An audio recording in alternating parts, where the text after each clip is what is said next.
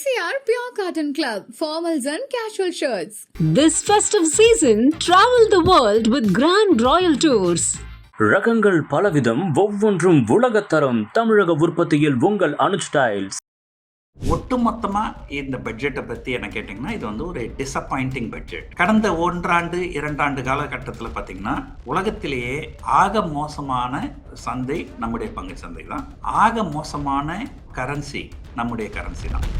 $1 $92 அப்படிங்கிற அளவுக்கு போயிடுச்சு. இதுக்கு முக்கிய காரணமாக பார்க்கப்படுறது என்னன்னா, மத்திய அரசாங்கத்தினுடைய வரி கொள்கைகள். இதனால வெளிநாட்டு முதலீட்டாளர்கள் நம்பிக்கை இழந்திருக்கிறாங்க. செக்யூரிட்டி டிரான்சாக்ஷன் டேக்ஸ் அது வந்து கிட்டத்தட்ட 50% ஏற்றிட்டாங்க. அது ஏற்கனவே 5 மடங்கு ஏற்றம் கண்டிருந்தது. இப்போ அந்த டேக்ஸை 8 மடங்கு ஏற்றுறாங்க. அதனால தான் பங்குச்சந்தைகள் வந்து இன்னைக்கு பெருமளவு சரிஞ்சுது. நாங்கள் மக்கள் மேலே எங்களுக்கு ரொம்ப அக்கறை இருக்குங்க. மக்கள் சிகரெட் பிடிக்கக்கூடாதுங்க, அதனால தாங்க சிகரெட் விலையை ஏற்றுறோம், டேக்ஸை ஏற்றுறோன்னுவாங்க. ஆனால் அங்கே உண்மையான எண்ணம் என்னன்னா, சிகரெட்டுக்கு டேக்ஸை விலையை ஏற்றணும். அதனால தான் சிகரெட் சம்மந்தப்பட்ட கம்பெனிகள்லாம் பெருமளவு சரிஞ்சிருக்குது. தமிழ்நாடாகட்டும் இல்லை கேரளா ஆகட்டும், அடுத்தடுத்து வரக்கூடிய தேர்தல்களை மையப்படுத்தி எந்த ஒரு அறிவிப்பும் இல்லை, அதனால இது சரியான பட்ஜெட் தான் அப்படின்ற ஒரு பார்வையை எல்லாம் முன்வைக்கிறாங்க. காசு கொடுத்தா நீங்கள் ஓட்டு போடுவீங்க அப்படின்னு எனக்கு நம்பிக்கை இருந்ததுன்னு வச்சுங்களேன். நான் உங்களுக்கு காசு கொடுப்பேன். நான் காசு கொடுத்தாலும் சரி, என்ன பண்ணாலும் சரி, நீங்கள் எனக்கு ஓட்டு போடவே மாட்டீங்க அப்படிங்கிற ஒரு அவநம்பிக்கை எனக்கு வந்துடுச்சுனால் நான் உங்களுக்கு காசு கொடுப்பேன்னா. 17 வகையான இந்த கேன்சருக்கான மருந்துகளுக்கு வரி விலக்கு அப்படின்னு நிறைய நல்ல அம்சங்கள் இருக்குது அப்படின்றாங்க. கேன்சர் மருந்துக்கு நீங்கள் வரியை குறைக்கிறத விட்டுருங்க. ஒரு ஏழ்மையான குடும்பத்தில் பிறந்தவங்க கூட அவங்களுக்கு ஏதாவது கேன்சர் ஆச்சுனாக்கா அவங்க வந்து தனியார் மருத்துவமனை தான் நாடுகின்ற ஒரு சூழ்நிலை இருக்குது. அரசாங்க மருத்துவமனைகள் நன்றாக செயல்பட்டால் யாரும் வந்து தனியார் மருத்துவமனைக்கு போக மாட்டாங்க. அப்போது நான் அரசாங்க மருத்துவமனையில் போய் நான் மருத்துவம் பார்த்துக்கிறேன் அப்படின்னு முடிவு பண்ணதுக்கப்புறம் அங்கே எனக்கு எல்லாமே இலவசம் தானே. அதில் இருக்கிற கேன்சர் ட்ரக்குக்கு டேக்ஸ் குறைச்சா எனக்கு என்ன, குறைக்கலன்னா எனக்கு என்ன. இன்று நம்மோடு PR சுந்தர் அவர்கள் இணைஞ்சிருக்காரு. அவர்கிட்ட தான் பேசுறதா இருக்கோம். பேசுவோம். சார் வணக்கம். வணக்கம். இன்றைக்கு இந்த மத்திய பட்ஜெட் ஆனது தாக்கல் செய்யப்பட்டிருக்கு. 9வது முறையாக மத்திய நிதியமைச்சர் நிர்மலா சீதாராமன் அவர்கள் அந்த பட்ஜெட்டை தாக்கல் செஞ்சுருக்காங்க. இதில் ஞாயிற்றுக்கிழமை இந்த பட்ஜெட் ஆனது வெளியிடப்பட்டது இன்னும் சிறப்பு அப்படின்லாம் சொல்கிறாங்க. முதல்ல இந்த பட்ஜெட் யாருக்கானதாக இருக்குது சார்? இதில் இருக்கக்கூடிய சாதக பாதகம் அப்படின்றது என்னவா பார்க்குறீங்க? பொதுவாங்க எல்லா பட்ஜெட்லேயும் சில நல்ல விஷயங்கள் செய்வாங்க, சில கெட்ட விஷயங்கள் செய்வாங்க. அது வந்து நல்ல விஷயங்கள் அதிகமா அல்லது கெட்ட விஷயங்கள் அதிகமா அப்படிங்கிறத நம்ம பார்க்கணும். ஒட்டுமொத்தமாக இந்த பட்ஜெட்டை பற்றி என்ன கேட்டிங்கன்னா, இது வந்து ஒரு டிசப்பாயிண்டிங் பட்ஜெட் அப்படின்னு சொல்லணும். இப்போ நம்ம வந்து ஒரு மேக்ரோ பிக்சர், லைக் மிகப்பெரிய பிக்சர் நம்ம பார்ப்போம். இந்தியா வந்து ஒரு 3ஆம் உலக நாடு, வளரும் நாடு. நம்ம நாட்டுக்கு வந்து கேபிட்டல் அதிகமாக இருக்காது. வெளிநாட்டிலிருந்து நமக்கு நிறைய முதலீடுகள் வரணும். அந்த வெளிநாட்டு முதலீடுகள் நம்ம நோக்கி வந்தால் தான் நமக்கு அந்நிய செலாவணியும் நிறைய கிடைக்கும். ஏன்னா நம்ம வந்து கச்சா எண்ணெய், தங்கம் இது 2த்துக்காக நம்ம அந்நிய செலாவணி அதிகமாக செலவு பண்ணுறோம். நம்முடைய ஏற்றுமதியை விட இறக்குமதி அதிகமாக இருக்குது. அப்படி இருக்கும்போது கடந்த 2 ஆண்டு காலமாக வெளிநாட்டு முதலீட்டாளர்கள் நம்ம நாட்டு பங்குச்சந்தை மேலே நம்பிக்கை இழந்து தொடர்ந்து பங்குகளை விற்றுக்கினே வராங்க. கடந்த 25 மாத காலத்தில் இதுவரைக்கும் வெளிநாட்டு முதலீட்டாளர்கள் கிட்டத்தட்ட 6,50,000 கோடி அப்படிங்கிற அளவுக்கு பங்குகளை இங்கே விற்றுருக்கிறாங்க. கடந்த 1-2 காலகட்டத்தில் பார்த்தீங்கன்னா, உலகத்திலேயே ஆக மோசமான சந்தை நம்முடைய பங்கு சந்தை தான். ஆக மோசமான கரன்சி நம்முடைய கரன்சி தான். இப்போ கிட்டத்தட்ட $1 $92 அப்படிங்கிற அளவுக்கு போயிடுச்சு. பங்குச்சந்தைகளும் ஆக மோசமாக இருக்குது. இதுக்கு முக்கிய காரணமாக பார்க்கப்படுறது என்னன்னா, மத்திய அரசாங்கத்தினுடைய வரி கொள்கைகள், பங்குச்சந்தை சார்ந்த வரி கொள்கைகள். Long term capital gain tax, short term capital gain tax, STT, so அந்த மாதிரி எல்லா டேக்ஸும் வந்து இவங்க அதிகப்படுத்திட்டாங்க. இதனால் வெளிநாட்டு முதலீட்டாளர்கள் நம்பிக்கை இழந்திருக்கிறாங்க. அதனால் இன்னைக்கு கண்டிப்பாக ஏதாவது பங்குச்சந்தை சார்ந்து ஏதாவது ஒரு நல்ல விஷயம் செய்வாங்க அப்படின்னு எல்லாரும் எதிர்பார்ப்பாங்க. எல்லாரும் எதிர்பார்க்கும்போது அவங்க எதுவும் நல்ல விஷயம் எதுவும் செய்யலைனாலும் பரவாயில்ல, கெட்டது செய்யாமல் இருந்தால் போதும் அப்படிங்கிற ஒரு எண்ண ஓட்டத்தில் நிறைய பேர் இருந்தாங்க. ஆனால் இன்னைக்கு வந்து செக்யூரிட்டி டிரான்சாக்ஷன் டேக்ஸ், அது வந்து பங்கு பரிவர்த்தனை டேக்ஸ்ன்னு சொல்லலாம். அது வந்து கிட்டத்தட்ட 50% ஏற்றிட்டாங்க. அது ஏற்கனவே இந்த பிஜேபி ஆட்சியில் அது கிட்டத்தட்ட 5 மடங்கு ஏற்றம் கண்டிருந்தது. இப்போ கிட்டத்தட்ட 8 மடங்கு. பாருங்க, ஒரு டாக்ஸு, அந்த டாக்ஸை 8 மடங்கு ஏற்றுறாங்க. அது எப்படி வந்து இதுவாகும்? அதனால தான் பங்குச்சந்தைகள் வந்து இன்னைக்கு பெருமளவு சரிஞ்சுது. இந்த வீடியோவை பார்க்குற நேயர்கள்லாம் நிறைய பேர் என்ன நினைப்பாங்கன்னா, நமக்கும் பங்குச்சந்தைக்கும் என்னங்க இருக்கு? பணக்காரர்கள் தான் பங்குச்சந்தையில் முதலீடு பண்றாங்க. நிறைய பணம் வச்சுக்கின்னு அது சேமிப்பா இருக்கிறவங்க தான் வந்து முதலீடுனே போறாங்க. நம்மள பெரும்பாலும் வந்து ஏதோ அன்றாடங்காட்சிகள், வர வருமானம் செலவுக்கே பத்தல, நமக்கும் பங்குச்சந்தைக்கும் என்ன இருக்கு அப்படின்னு நினைப்பாங்க. அது உண்மை கிடையாது. உண்மை என்னன்னா, பங்குச்சந்தை என்பது பொருளாதாரத்தை பிரதிபலிக்கின்ற கண்ணாடி. ஷார்ட் டேர்ம்ல ஏதோ ஒரு நாள் 2 நாள் ஏதோ சென்டிமெண்ட்னால கொஞ்சம் கூட குறைய போகுமே தவிர, லாங் டேர்ம்ல அது வந்து பங்குச்சந்தை பொருளாதாரத்தை எதிர்நோக்கின்னு பிரதிபலிக்கின்ற ஒரு கண்ணாடி. அது இன்னும் கொஞ்சம் தெளிவா சொல்றேன் பாருங்க. நீங்க காலையில மெரினா பீச்சில் வாக்கிங் போறீங்க. ஒரு பாயிண்ட் ஏல இருந்து பாயிண்ட் பி, அது ஒரு 2 கிலோமீட்டர் இருக்குன்னு வச்சுப்போம். அப்ப அந்த பாயிண்ட் ஏல இருந்து பாயிண்ட் பிக்கு நீங்க வாக்கிங் போறீங்க. நீங்க வாக்கிங் போகும்போது எப்படி போவீங்கன்னா, ஒரு நேர்கோட்டில் நடந்து போவீங்க. உங்க கூட நீங்க ஒரு நாயை கூட்டுன்னு போறீங்க. அந்த நாயை வந்து சங்கிலியால கட்டி நீங்க பிடிச்சின்னு வரீங்க. ஸோ அந்த நாய் என்ன ஆகும்னா, நீங்க நேர்கோட்டில் பாயிண்ட் ஏல இருந்து பாயிண்ட் பிக்கு போவீங்க. ஆனா ஒரு அரை மணி நேரம் கழிச்சு நீங்க பாயிண்ட் ஏல இருந்து பாயிண்ட் பி போயிட்டு இருப்பீங்க. உங்களுடைய நாயும் அந்த பாயிண்ட் ஏல இருந்து பாயிண்ட் பிக்கு வந்துட்டு இருக்கும். ஆனா இந்த இடைப்பட்ட காலகட்டத்துல நீங்க நடந்து போவீங்க. போகும்போது சில நேரங்கள்ல அந்த நாய் வந்து உங்களுக்கு முன்னாடி போகும். சில நேரங்கள்ல அந்த நாய் வந்து பின்னாடியும் வரும். சில நேரங்கள்ல இடது பக்கம் ஓடும், வலது பக்கம் ஓடும், முன்னாடி ஓடும், பின்னாடி ஓடும். ஆனா அந்த அரை மணி நேரம் கழிச்சு அந்த பாயிண்ட் ஏல இருந்து பாயிண்ட் பிக்கு வந்துடும். இதுல நீங்க தான் பொருளாதாரம்.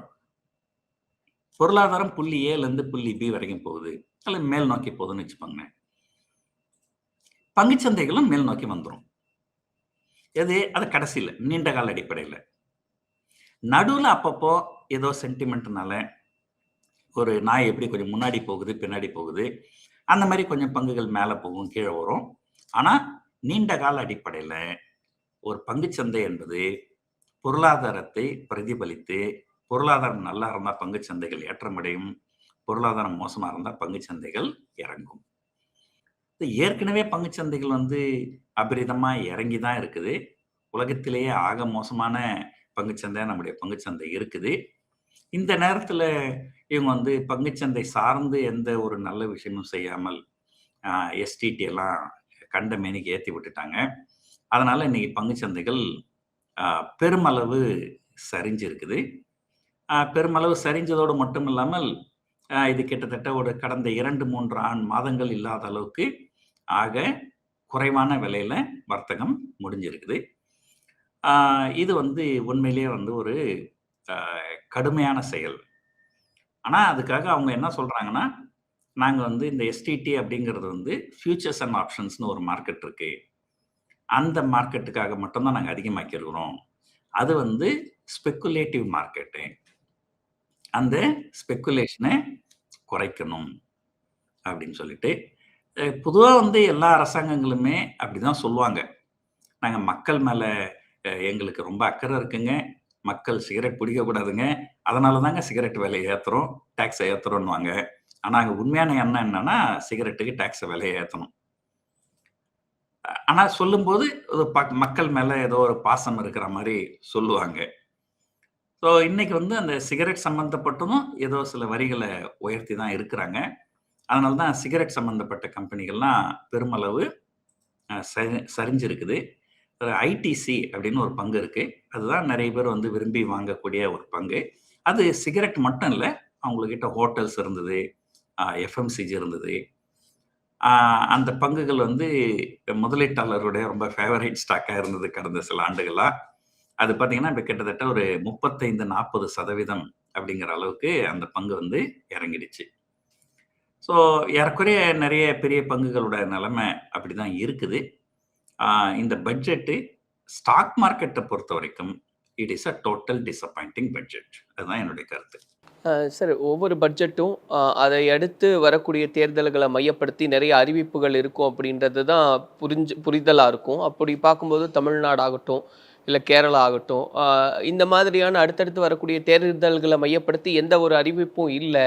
அதனால இது சரியான பட்ஜெட் தான் அப்படின்ற ஒரு பார்வையை எல்லாம் முன்வைக்கிறாங்க இல்லையா? அதை எப்படி பார்க்குறீங்க? அதாவதுங்க, இதுல சில விஷயங்கள்லாம் இருக்கு. இப்போ நானே ஒரு அரசியல் கட்சி நடத்துறேன் அப்படின்னு வச்சுப்போம். இல்லைங்களா? உங்களுக்கு காசு குடுத்தா நீங்க ஓட்டு போடுவீங்க அப்படின்னு எனக்கு நம்பிக்கை இருந்ததுன்னு வச்சுங்களேன், நான் உங்களுக்கு காசு குடுப்பேன். நான் காசு குடுத்தாலும் சரி, என்ன பண்ணாலும் சரி, நீங்க எனக்கு ஓட்டு போடவே மாட்டீங்க அப்படிங்கிற ஒரு அவநம்பிக்கை எனக்கு வந்துடுச்சுனால், நான் உங்களுக்கு காசு குடுப்பேனா? ஸோ, இப்போ மத்தியில இருக்கிற அ கட்சிக்கு அவங்களுக்கு அந்த நம்பிக்கை போயிடுச்சு தமிழ்நாட்ட பொறுத்தவரைக்கும். தமிழ்நாட்டுல நம்ம என்ன செஞ்சாலுமே நமக்கு இங்க வெற்றி வராது. அப்படி இருக்கும்போது, எதுக்காக தமிழ்நாட்டுக்காக நம்ம பணத்த நெறைய செலவு பண்ணணும்? இதுதான் வந்து பல எதிர்க்கட்சிகளும் சொல்லின்னு வராங்க. ஆக்ரா போன்ற ஊர்களுக்கெல்லாம் வந்து மெட்ரோ குடுத்துருக்குறாங்க. கோயம்புத்தூர் மாதிரியான ஊருங்களுக்கு மெட்ரோ குடுக்கல. கல்வி தொகையும் வந்து அளிக்காம இருக்கிறாங்க. ஸோ பல இடங்கள்ல வந்து அவங்க வந்து குடுக்க வேண்டிய காசே குடுக்கல அப்படின்ற மாரி. ஸோ சில அறிவிப்புகள்லாம் பண்ணியிருக்கிறாங்க. ஏதோ சில ரயில் அ ஃபாஸ்ட் ரயில்லாம் வரப்போது சென்னைக்கு. ஏதோ ஒரு 7 ரயில் ஏதோ அனவுன்ஸ் பண்ணிக்கிறாங்க. அதுல 2 சென்னை அப்படின்னு சொல்லியிருக்கிறாங்க. But at the end of the day ரயில்வேன்றது வந்து அது ஒரு தொழில். அது ஒரு அ நாங்க வந்து தமிழ்நாட்டுக்கு ரயிலே விடமாட்டோம்ன்னு சொன்னா, அப்ப ரயில்வே துறைக்கு எப்படி வருமானம் வரும்? எப்படி லாபம் வரும்? At the end of the day அது எல்லாமே வந்து ஒரு கமர்ஷியல் டெசிஷன். அவங்க ரயில் விட்டாங்கன்னா, மக்கள் பயணிக்க போறாங்க. மக்கள் காசு குடுத்து டிக்கெட் வாங்க போறாங்க. ரயில்வேக்கு காசு வரப்போகுது. என்ன. ஆனா, பொதுவா தமிழகத்துக்கு அப்படின்னு அதான் இது வந்து இன்னைக்கு நேத்து இல்ல. பிஜேபி அரசாங்கம் இருக்கும்போதுல, காங்கிரஸ் அரசாங்கம் இருக்கும்போதும் இப்படிதான் இருந்தது. அதனால தான் அந்த காலத்துல அண்ணா காலத்துலேருந்தே நம்ம என்ன சொல்லின்னு வருவோம், "வடக்கு வாழ்கிறது, தெற்கு தேய்கிறது" அப்படின்னு சொல்லுவோம். ஸோ இவங்க வந்து ஒரு பட்ஜெட் அதாவது இந்த எலக்ஷன் வருது. அது எலக்ஷன்ல அவங்க ஜெயிப்போம் அப்படின்ற நம்பிக்கை இருந்தால், ஓரளவு கொஞ்சம் ஏதாவது கூடுதலா செஞ்சிருப்பாங்க. அந்த நம்பிக்கை தமிழ்நாட்ட பொறுத்தவரைக்கும் அவங்களுக்கு இருக்குதான்னு கேட்டீங்கன்னா, இல்ல அப்படின்னு தான் நம்ம சொல்ல முடியும். அது ஏற்கனவே நிலைமை மோசமா இருந்தது. இப்ப புதுசா விஜய் வேற வந்து கட்சி ஆரம்பிச்சுட்டாரு. அப்ப இருக்கிற ஓட்டெல்லாம் அவரு வேற பிரிச்சுட்டு போறாரு. ஸோ அதனால இந்த பிஜேபியினுடைய எலக்ஷன் ப்ராஸ்பெக்டஸ் வந்து அ சென்ற தேர்தல்கள்ல இருந்தத விட, இந்த தேர்தல்ல இன்னுமே குறைஞ்சு போச்சு. அதுக்கு காரணம் வந்து முக்கியமா விஜய் தான். ஆ அதனால தான் அந்த கோவத்துல தான் அவருடைய படத்தெல்லாம் வெளியிட முடியாம பல தடைகள் பண்றாங்க. ஆ அரசியல் பொறுத்தவரைக்கும் அ விஜய் மேல எனக்கு ஒரு பெரிய ஒரு பாசிட்டிவ் கருத்து கிடையாது. பட் இருந்தாலும் அவருடைய திரைப்படத்துக்கு இந்த அளவுக்கு தடைகள் விதிப்பது கண்டிப்பாக தவறு அப்படின்றது தான் என்னுடைய கருத்து. பட் கேட்டா என்ன சொல்லுவாங்க? கேட்டா நான் இது இது எதுவும் அரசாங்கத்துக்கு சம்மந்தம் கிடையாதுங்க. அது வந்து தணிக்கை குழு அப்படின்னு சொல்லுவாங்க. அது தணிக்கை குழுவா இருந்தாலுமே, ஆ அது அவங்களுக்கு வந்து மத்திய அரசாங்கத்தோட இன்ஃப்ளூயன்ஸ் அதுல இருக்கும் அப்படிங்கிறது எல்லாருக்கும் தெரிஞ்ச விஷயம் தான். சார், இந்த பட்ஜெட் பொறுத்த வரைக்கும் நிறைய பொருட்களுக்கான அந்த வரி விலக்கு இருக்குது. குறிப்பாக வந்து 17 வகையான இந்த கேன்சருக்கான மருந்துகளுக்கு வரி விலக்கு அப்படின்னு நிறைய நல்ல அம்சங்கள் இருக்குது அப்படின்றாங்களே சார். அப்போ பாசிட்டிவ் நோட்டில் எவ்வளோ பர்சன்டேஜ் இருக்குது இந்த பட்ஜெட்லன்னு புரிஞ்சுக்கலாம்? அதாவதுங்க, எந்த ஒரு பட்ஜெட்டை யாரு போட்டாலுமே, ஏதோ சில நல்ல விஷயங்கள் செய்ய தான் செய்வாங்க. நீங்க ஒருத்தர் வந்து எல்லாமே கெடுதலா செய்ய முடியாது. அது பாசிபிளும் கிடையாது. ஆ ஒரு கேன்சர் மருந்துக்கு வரி இல்ல அப்படின்றாங்க. நாட்ல எத்தன பேருக்கு கேன்சர் இருக்கு? கேன்சர் இருக்கிறவங்க பெர்சன்டேஜ் ரொம்ப ரொம்ப குறைவு. அதுலயும் வந்து ஒரு அதாவது கேன்சர் மருந்துக்கு நீங்க வரிய குறைக்கிறத விட்டுருங்க. ஒரு ஏழ்மையான குடும்பத்தில் பிறந்தவங்க கூட அவங்களுக்கு ஏதாவது கேன்சர் ஆச்சுனாக்கா அவங்க வந்து தனியார் மருத்துவமனை தான் நாடுகின்ற ஒரு சூழ்நிலை இருக்கு. ஆனா அரசாங்க மருத்துவமனையில போனா உங்களுக்கு மருத்துவம் வந்து இலவசம். ஆனா அந்த அரசாங்கத்துல ஒரு அதாவது நான் சொல்றது வந்து எந்த ஒரு குறிப்பிட்ட கட்சியும் சொல்லல.